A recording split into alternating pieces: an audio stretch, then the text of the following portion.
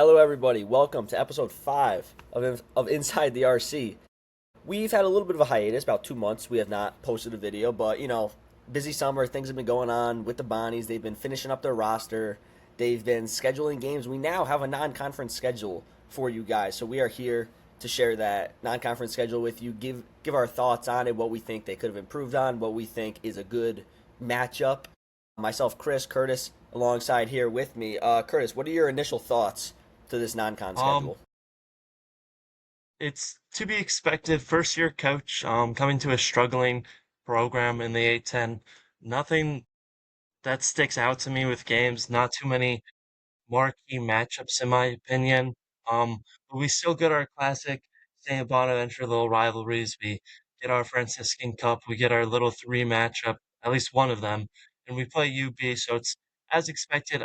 There's a couple games in there I like to see, but there's a whole lot more that hopefully in the upcoming years we're able to transfer this program around and be playing games like those games against Syracuse and the Carrier Dome or maybe Yeah. some other Power Five school, Power Four, Power Five schools.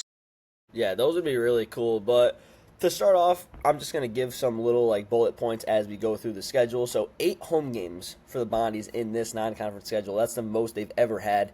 They had 7 last year. Only 6 where students were there, but 7 total. So they've added one more home game this season. They have only 2 true road games, and one of those road games is Canisius, which we know is going to be a home game.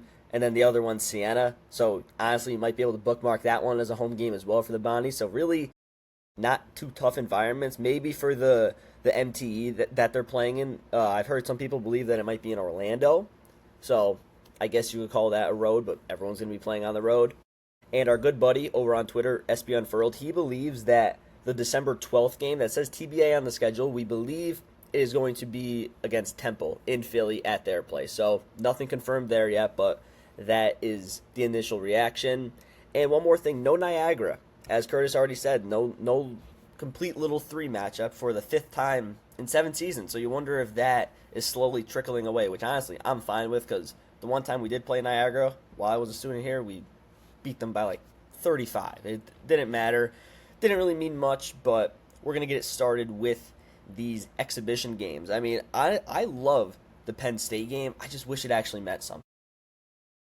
Yeah, I think it's great to be playing a team like Penn State and great to be playing in Buffalo at the KeyBank Center. I think that's a great opportunity. Ton of alumni out in the Buffalo area. I know that place won't be filled, but it will be pretty packed. It'll be a great environment to play at. I do again wish that game mattered, but I'm glad we're getting a little bit of a spotlight on that game.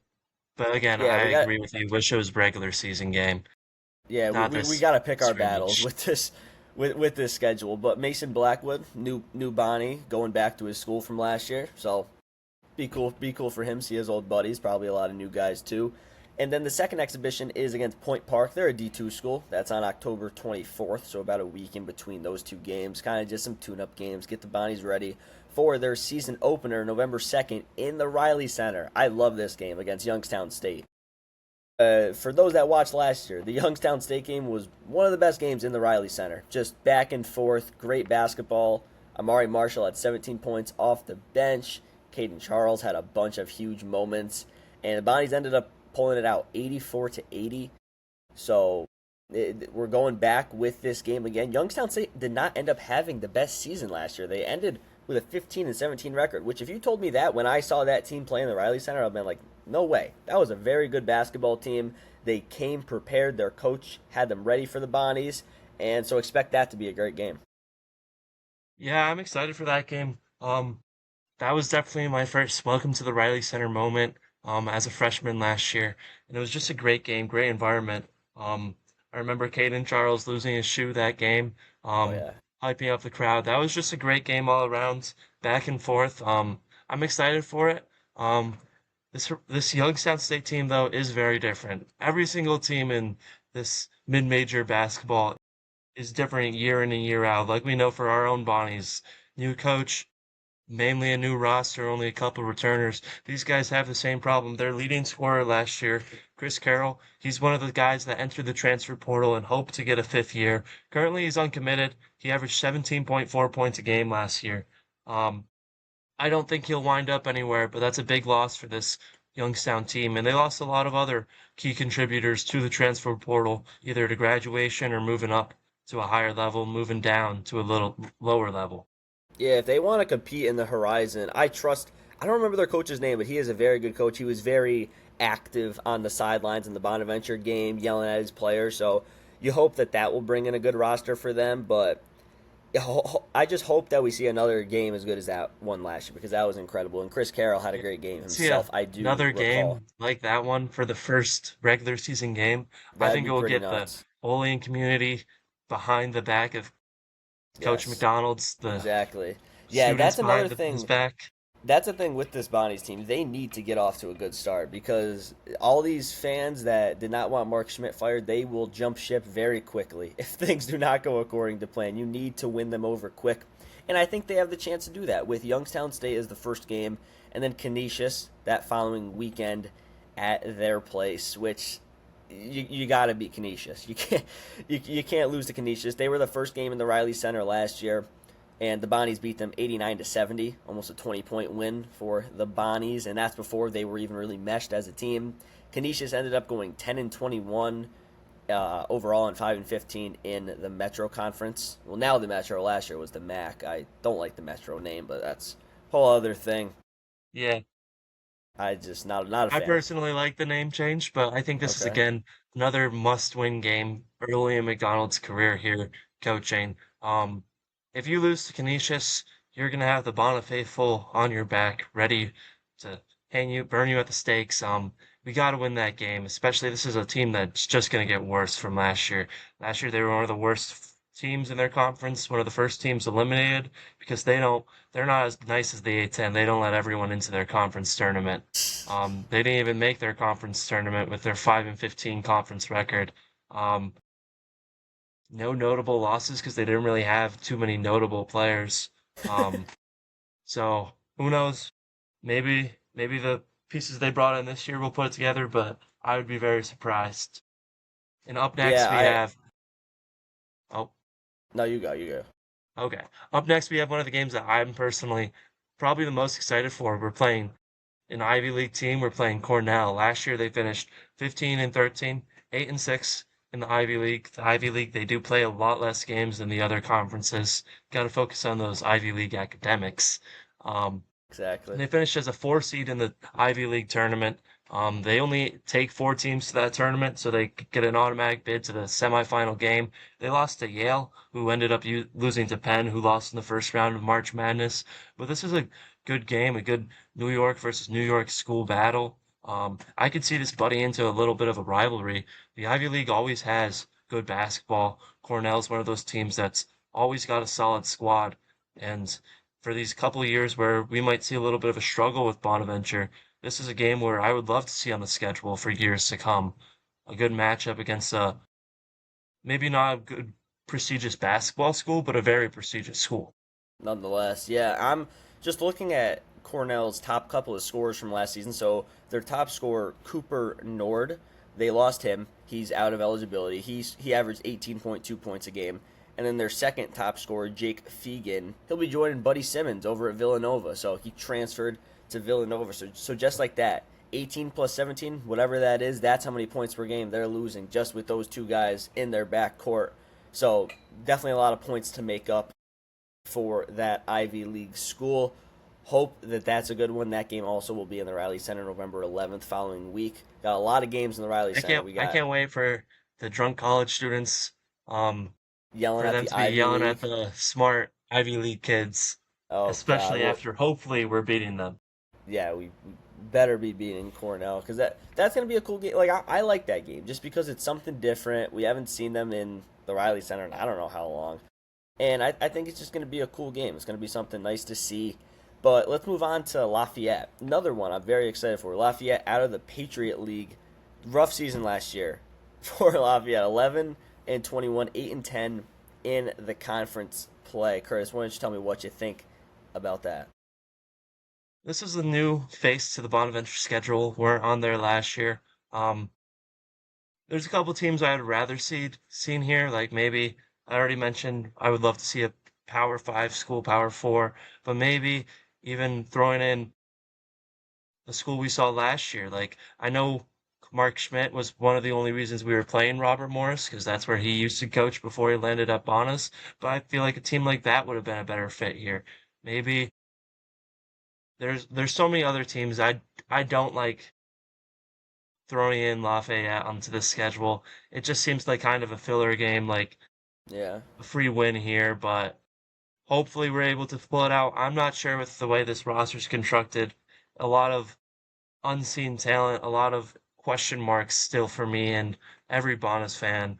But this is hopefully just going to be a must-win game, easy win, free win. Lafayette lost their top scorer also, Caleb Williams. Great name for that guy, but he transferred to Jacksonville, University of Jacksonville from Lafayette. Had a very solid sophomore campaign. A freshman campaign, excuse me. He's heading into a sophomore year. Great freshman year, averaging 16, 4, and 3, and a steal and a block per game. Very solid numbers from the 6-foot guard. But Lafayette will not have him this coming season. And next up on the schedule, the one everybody expects, the one everybody circles, UB. Always a tough game just because of the rivalry that there is there. So last year, Bonnies beat UB 77-69. That you and me were at that game, Curtis. It was a great game at UB. I mean, great environment. Definitely more Bonnie fans than Buffalo fans, and it was not particularly close. Bonnies were able to come out, and I remember that game being a coming out party for Ilya Ermakov. That was his first like real game. I think he scored maybe 11 or 12 off the bench, had a couple threes, and it's like, okay, this kid can play a little bit. And then he got hurt, and everything kind of, you didn't really get to see much more of Ilya, but it was nice to see that little spark. Hopefully, we could see more of that this season. But UB ended 17-15, 7-11 in the conference play in the MAC, the MAC MAC, not the MAC, just the MAC MAC with Kent State, Yeah, Miami of Ohio, all of them.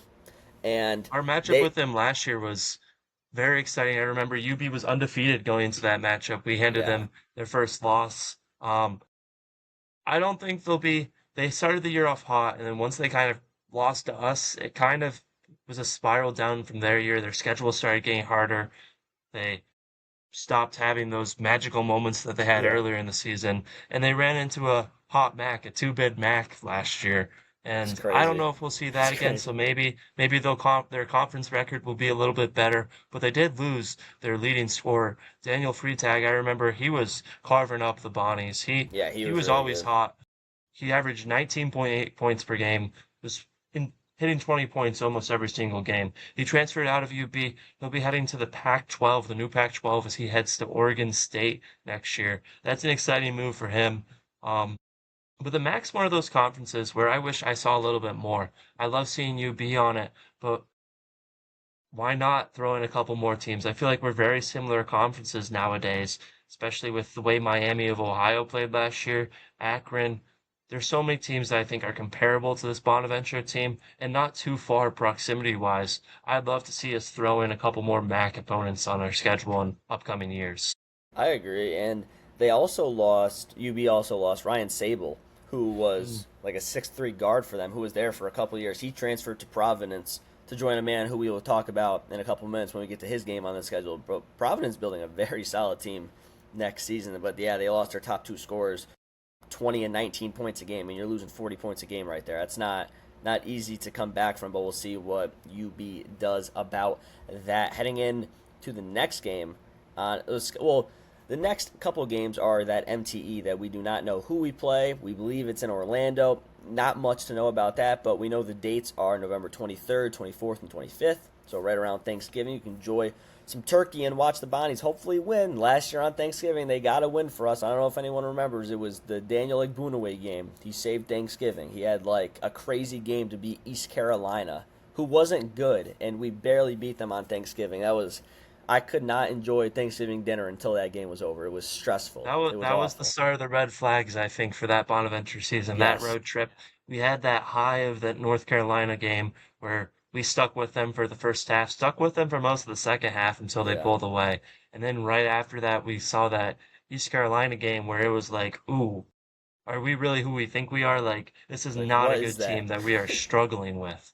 Um, but then after that road trip, we played FAU, in FAU, and we'll do that again. We'll follow the MTE with a trip. Instead of us going to FAU will come to the Riley Center next year. Phew, And in early this, December. That's a change for yeah, those Floridians. Oh God.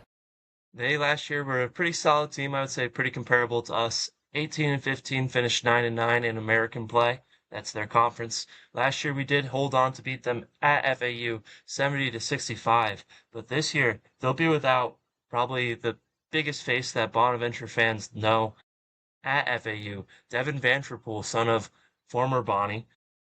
He transfers out of FAU. He's going to join that UB guy at Providence. That's a big transfer for him. I know a lot of people wanted him to come to Bonas with his dad as potentially a coach, but that obviously didn't work out. It was wearing our Mike McDonald era. But I'm excited for this game. I didn't realize last year when we had FAU on the schedule that they would be coming to the Riley Center the next year. But it's a solid game against a good American squad. Yeah, FAU is gonna have to make the trip from Boca Raton to only in New York, so that's gonna be a little bit of a Yeah. climate change for them. But yeah, they lost Devin Vanterpool. Obviously, unfortunate. Bonnie fans wanted him because of the ties with his dad, David Vanterpool.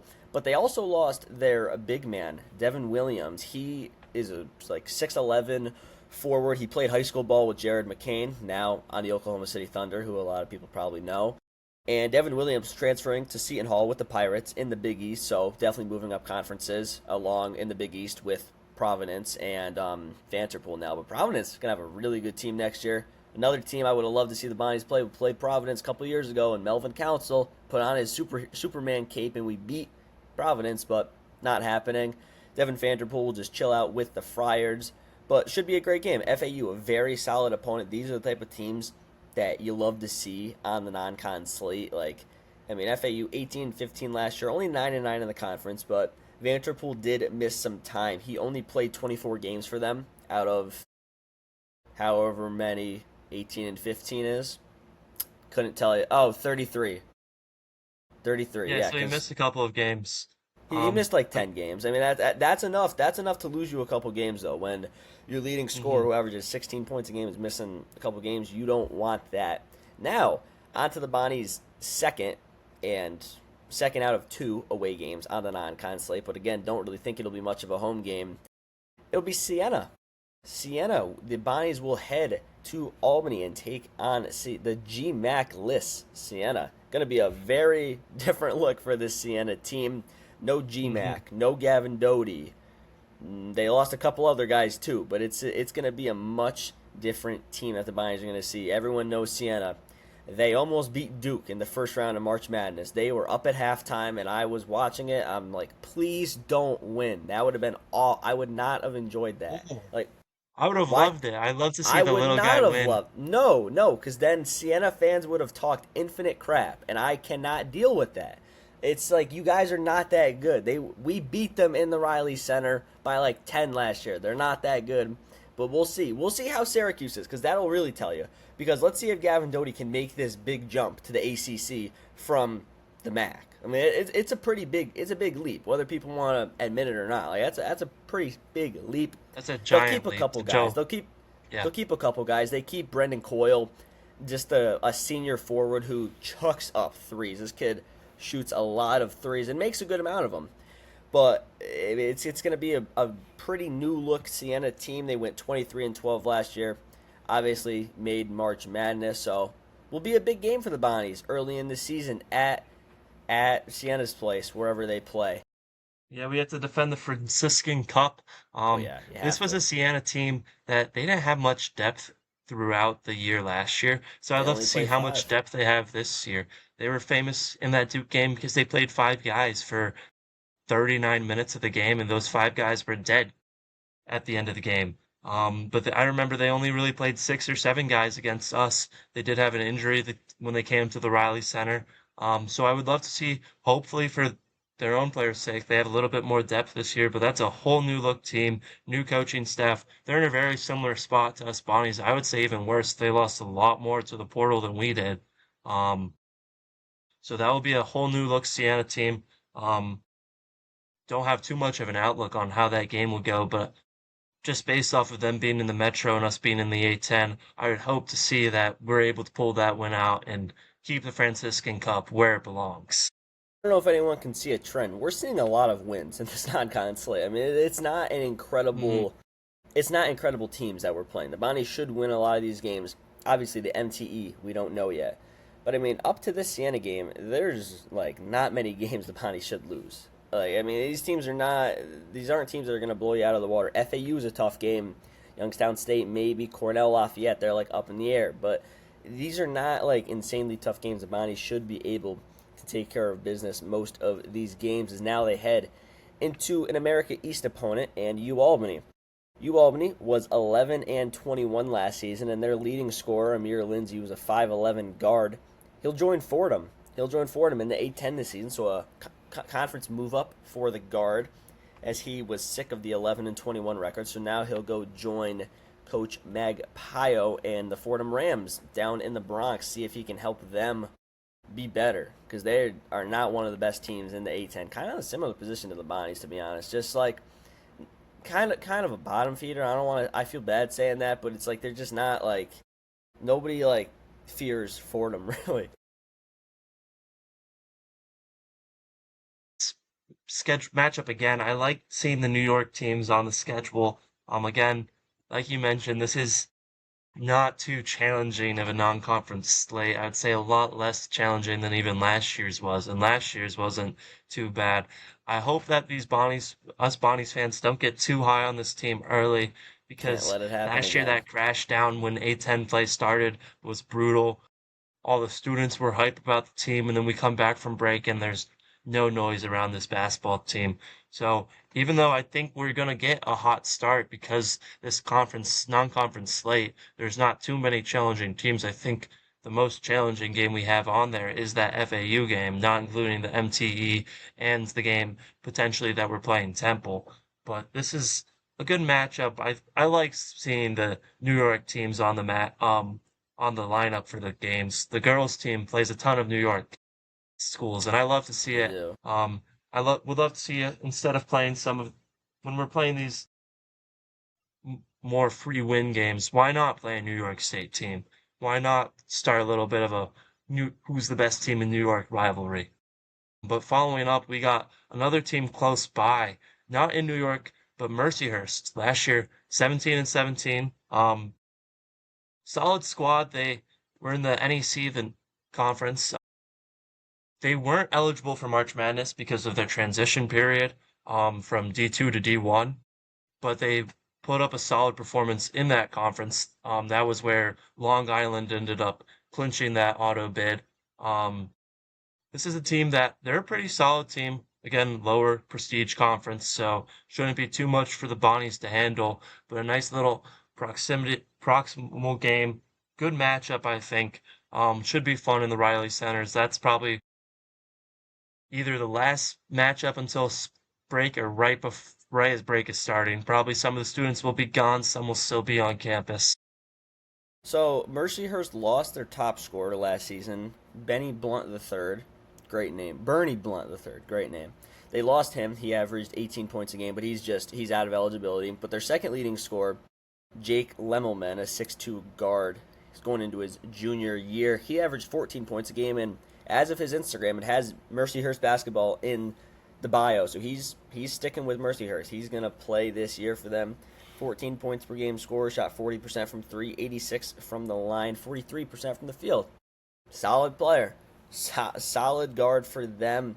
See if they can put up a fight. We know that some teams have been known to give the Bonnies trouble when we're not expecting it. Last year it was Ohio when that Jackson Pavletsky or whatever his name was on that when no one could watch the game because it was on this like weird website. He scored like 30 on the Bonnies and beat us, and it was just not a very fun day to be a Bonnie that day. Not at all. Time Similar timing between this game against U Albany and then Mercyhurst of that Ohio game. I wouldn't be surprised in Bonnie fashion if we see a little slip up in one of these games where we're going into it confident. We were confident going into that Ohio game. That was Yeah, a MAC team that was not very not powerful good. and We missed free throws near the ends, went into overtime, and the rest is history. We fell short in that game. I wouldn't be surprised if we see a slip up in near the back half of this non-conference schedule. It's bound to happen eventually. We're not going to go perfect through this non-conference schedule, but hopefully we're not dropping the games that we're expected to win by a landslide. And to round out the non-conference schedule, we got a D2 matchup. Not the we They're going to be seen on the schedule. Not everyone's favorite, but maybe not the timing of this one. You mentioned earlier that you don't like the timing. You don't like Yeah. how we're playing this D2 Roberts Wesleyan University right before we get started in conference play and probably have that date with VCU near New Year's Day, which is becoming a little bit of a tradition now. Um, but this is a Roberts team that has a deep rivalry with Coach Mack and a couple of our other Damon guys. They lost to Damon in the East Coast Conference Championship in the D2 level last year. They weren't very good throughout the season, but they put things together near the end. They're a solid team though for that D2 level. But again, we're playing a D2 team. Got to We take care of shouldn't even business. be Gotta having to gotta worry take about care the of business. scoreboard in I'll that game. say you Hopefully have that's to a win that game game. where a couple guys that aren't getting too many playing time can get some looks. Um, but who knows? The way Seen that I crazier look at things it, happen. the way that I look at it, there's a couple ways to view this game. You can view it as okay, we play them. What's the date we play them? We play them on December 28th. Got a couple days before the VCU game. It's a good little tune-up. It's like okay, get everyone right. Make sure your body's good. Everything. Get ready. But the way I look at it is we're about to play VCU, one of if not the best teams in the A10. A year in and year out, they are incredible. And the 2 days before, 3 days before them, we're playing a D2 team. What's that gonna do to help prepare us for VCU? That's just where I have problems with it because it's like I'd much rather face like one of those D1 teams like Robert Morris, like you talked about, even Lemoyne, Colgate we played last year, like teams like that where it's a D1 team that you should beat, but it's more of a competition standpoint. Like these guys want to compete, and if you're playing D2 Roberts Wesleyan, that game should not be close. If it is close, we're having problems. Something is not right. But I just don't really see how it helps the team and how it's going to prepare them for playing at VCU on New Year's Eve. Yeah, I feel like these games are always thrown onto every team's schedule. No matter where you are in Division One basketball, you always have a game, maybe not against a D2 or D3 school, but a game where it's below your level of competition. Yeah. And so I'm expecting it. I knew it was going to be on there. I didn't know who it would be. I'm glad it's Roberts Wesleyan and not D3 Alfred University. I know I called them Oh out in a God. previous episode, and I'm glad they listened. No longer on the schedule. Clutch. I don't like seeing the D3. It's so much better to see these two D2 teams, the one that we're scrimmaging and Roberts here. But I wish this Roberts game was maybe a little earlier. Not the game right before we jump into A10 conference play, because that's going to be just a big jump. I don't feel like that's preparing us as much. I'd rather see maybe our game with U Albany here, maybe flip-flop Mm-hmm. those two, or Yeah. maybe even just take Roberts off the schedule entirely, throw in a game against Niagara, have the whole little three play each other. Um, there's plenty of things they could have done. I'm not too upset with the D2 game being on the schedule, just more upset about where it is on the The schedule. placement. Wish it Yeah, was I no agree. more in the meat of the schedule, not the back end of that non-conference schedule, right before we get into the probably one of the toughest conference plays we'll have. Yeah, I agree. I mean, it it, it kind of sucks that every year we start against VCU, but I'm fine with it. They're good. You gotta beat the good teams. You know, you're gonna have to play them eventually. But with the way the Bonnies looked last year, they look really good coming out of non-con, and then you lose to VCU. It's like, oh God, this is Well, not they going to played be a very good game good. against They VCU. did, and then They just it just got couldn't. worse and worse. Yep, it became the story of the season almost, that game. Just Can't playing tight finish. games, and then in the end of the second half, I almost said fourth quarter there. End of the second half, we just can't finish the game, can't seal the deal, and that quickly became, I feel, the story of the season.